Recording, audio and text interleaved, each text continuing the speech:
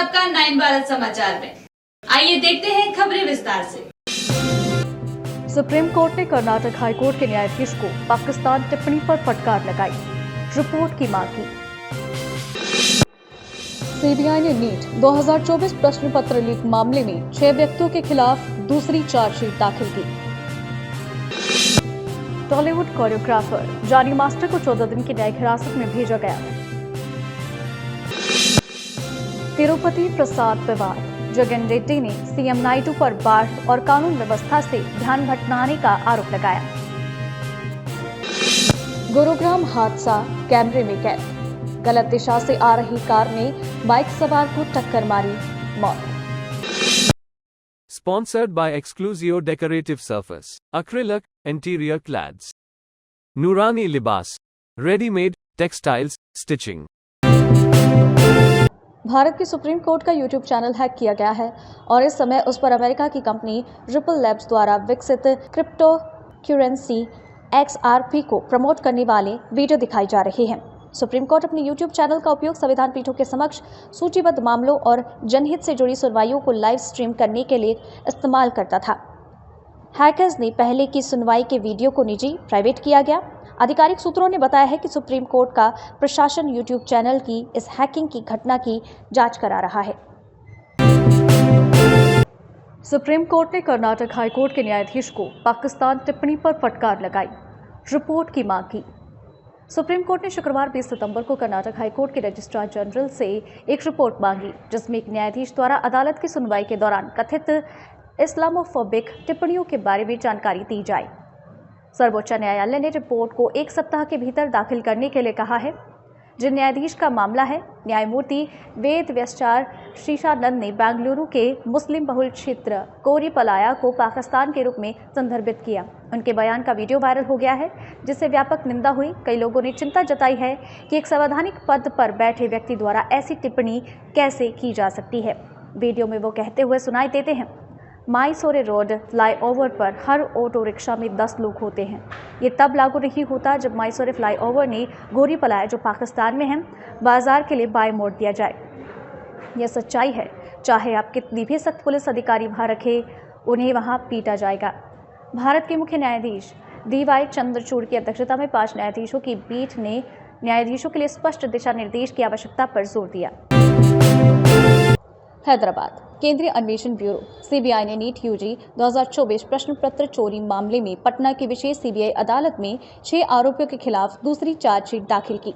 ये chargesheet OSS school के प्रधानाचार्य, जिन्हें शहर समन्वयक के रूप में नियुक्त किया गया था, और उप प्रधानाचार्य, जिन्हें नीट UG 2024 परीक्षा के संचालन के लिए केंद्र पर्यवेक्षक के रूप में नियुक्त किया गया था, उनके खिलाफ दायर की गई। दूसरी चार्जशीट में आरोपियों के नाम शामिल हैं बलदेव कुमार उर्फ चिंटू, सनी कुमार, डॉक्टर असलुक हक, जो OSS स्कूल के प्रधानाचार्य और हजारीबाग के नीट परीक्षा के शहर के समन्वयक थे, मोहम्मद इम्तियाज आलम, जो OSS स्कूल के उप प्रधानाचार्य और केंद्र पर्यवेक्षक थे, जमालुद्दीन उर्फ जमाल, जो हजारीबाग के एक समाचार पत्र के संवाददाता हैं, और अमन कुमार सिंह। ओडिशा के भुवनेश्वर के पास एक पुलिस स्टेशन में शिकायत दर्ज कराने के प्रयास के दौरान सेना के एक अधिकारी के मित्र ने अब आरोप लगाया है कि उनके साथ यौन उत्पीड़न हुआ और उनके साथी को अवैध रूप से जेल में डाला गया। इस महिला को पिछले सप्ताह पुलिसकर्मियों पर हमला करने और पुलिस संपत्ति को नुकसान पहुंचाने के आरोप में गिरफ्तार किया गया था, लेकिन बुधवार को जमानत पर रिहा किया गया। इस कथित घटना के कुछ घंटों के बाद ओडिशा पुलिस मुख्यालय ने बताया है कि एक इंस्पेक्टर रैंक के अधिकारी सहित 5 पुलिस वालों को अत्यधिक दुराचार के लिए निलंबित किया गया और उनके खिलाफ अनुशासनात्मक कार्यवाही लंबित है। महिला ने बताया कि उन्होंने भारतपुर पुलिस स्टेशन में शिकायत दर्ज कराने की कोशिश की, जब उन्होंने और उनके साथी ने रविवार देर रात कुछ लोगों से सामना किया, जिन्होंने उन पर सार्वजनिक रूप से हमला किया। महिला के अनुसार, जब मैं अपने साथी के साथ रात 1 बजे अपने रेस्टोरेंट को बंद करने के बाद घर जा रही थी, तब ये घटना हुई। उन्होंने ये भी आरोप लगाया कि पुलिस स्टेशन के प्रभारी इंस्पेक्टर ने अश्लील इशारे भी किए। मैंने तो अपने घर जा रही थी, कुछ गाड़ी ने हमारा रास्ता रोका था और हमसे लड़ने की कोशिश की थी। उनसे जैसे भी बचाते हम लोग जब गाड़ी में वापस बैठे और उसका FIR देने भरतपुर पुलिस स्टेशन गए, वहाँ पे एक लेडी कांस्टेबल बैठी हुई थी अपने नाइटी में। रिसेप्शन पे और कोई भी नहीं था। उनको मैंने बहुत बार एफआईआर लिखने के लिए बोला, मेरा कंप्लेंट लॉन्च करने के लिए बोला, क्योंकि बहुत सारे लड़के थे वो लोग, तो वो पीछा हमारा कर सकते थे वापस। उसके लिए मैं चाहती थी कि वो एफआईआर लिखें या पेट्रोल भेजें या कुछ करें। उन्होंने मुझे कोई हेल्प दी नहीं, उल्टा मेरे साथ गाली गलौज की। जब मैंने उनको बताने की कोशिश की कि मैं एक लॉयर हूँ और उनका बनता है इस टाइम पे एफआईआर लिखना, या उनकी ड्यूटी है, तो उन्होंने मुझ पर और गुस्सा किया। थोड़ी देर बाद जब एक पेट्रोल गाड़ी आई, उसमें से और फीमेल ऑफिसर्स और बाकी मेल ऑफिसर्स आए। उन्होंने गुरवंश को अपॉर्चुनिटी दिया था कंप्लेंट लिखने का, बट उतने में ही उन्होंने पता नहीं क्यों उसको कस्टडी में डाला।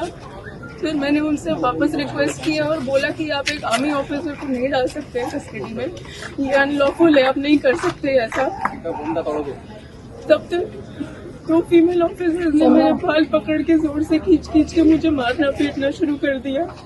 मैंने उनको रिक्वेस्ट करते रही, प्लीज स्टॉप, मत कीजिए, ऐसा मत कीजिए। फिर वो पुलिस स्टेशन के कॉरिडोर से मुझे घसीटते हुए ले जा रहे थे और उस टाइम पे मैं जितना जो उनको फाइट दे पाई, जहाँ उनके हाथ दिखे, एंकल्स दिखे, मैं फाइट बैक करने की कोशिश कर रही थी। उसके बीच में एक लेडी कांस्टेबल ने मेरा गला पकड़ के दबाने की कोशिश की, तो मैंने उनका हाथ काटा है। उसके बाद उन्होंने मेरे ही जैकेट से मुझे मेरे पीछे हाथ बांधे और एक लेडी कांस्टेबल के स्कार्फ से मेरे पैर बांध के मुझे रूम में डाल दिया। फिर थोड़ी देर में एक मेल ऑफिसर आके मेरा ब्रा उतार के मेरे ब्रेस्ट पे किक मारना शुरू किया कंटिन्यूअसली। एंड अराउंड 6 o'clock जो स्टेशन के IIC है वो आए और उन्होंने मेरा पैंट लोअर किया, अपना पैंट लोअर किया और अपना पीनस निकाल के मुझे बोला कि कितने बार तुम लेना चाहोगे कि तुम चुप रहोगे, क्योंकि मैं बहुत ज्यादा चिल्ला रही थी हेल्प के लिए, बहुत ज्यादा चिल्ला रही थी हेल्प के लिए।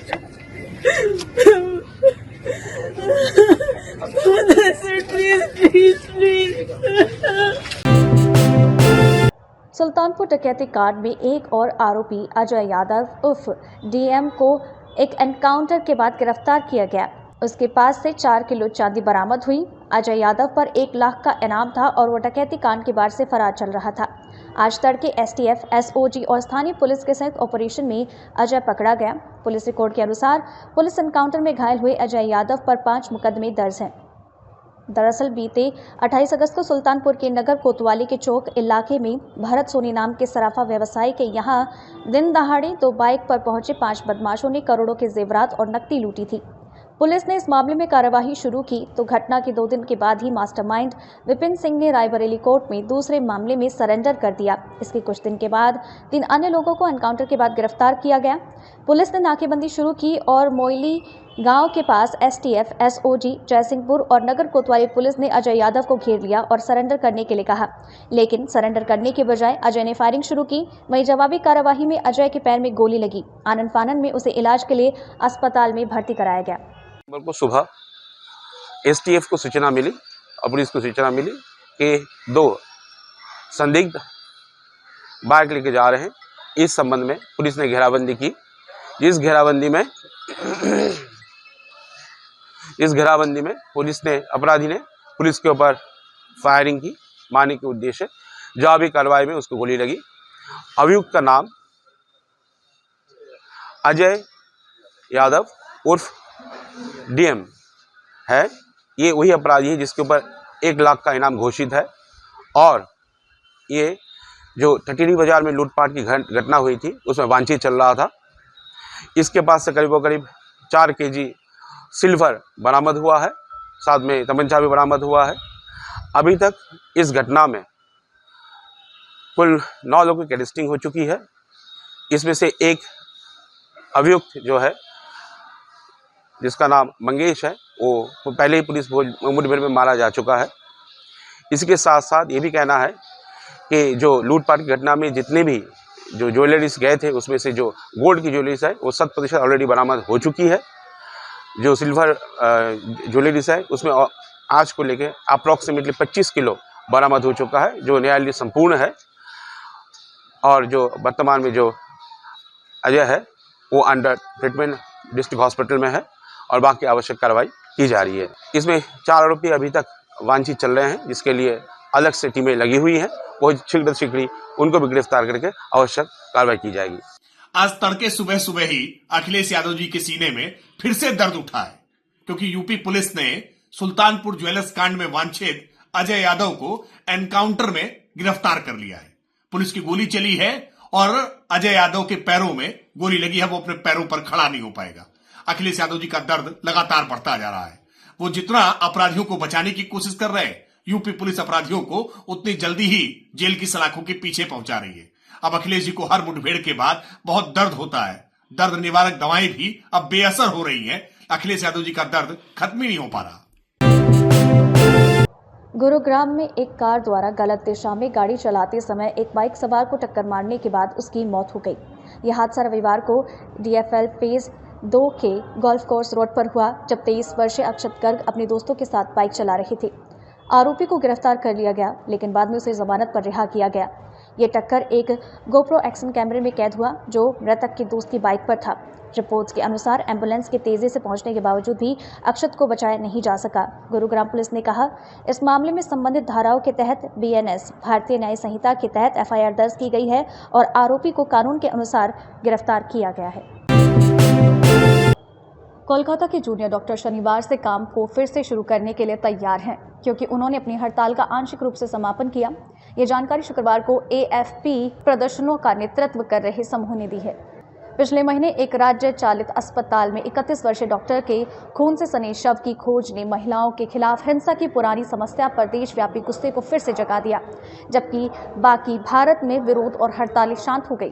कोलकाता, जो पश्चिम बंगाल राज्य की राजधानी है, उसमें नियमित प्रदर्शन जारी है। पश्चिम बंगाल जूनियर डॉक्टर्स फ्रंट के अनिकेत महतो ने AFP को बताया, हम शनिवार से क्रमबद्ध तरीके से काम पर लौटेंगे।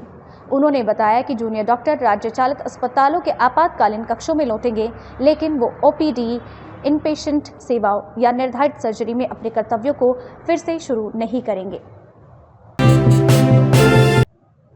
तिरुमला मंदिर में लड्डू में मिलावटी उत्पादों के इस्तेमाल के आरोपों के बाद पूर्व आंध्र प्रदेश के मुख्यमंत्री और YSRCP प्रमुख जगन मोहन रेड्डी ने CM चंद्रबाबू नायडू पर तिरुपति घी मुद्दे का राजनीतिक लाभ उठाने का आरोप लगाया।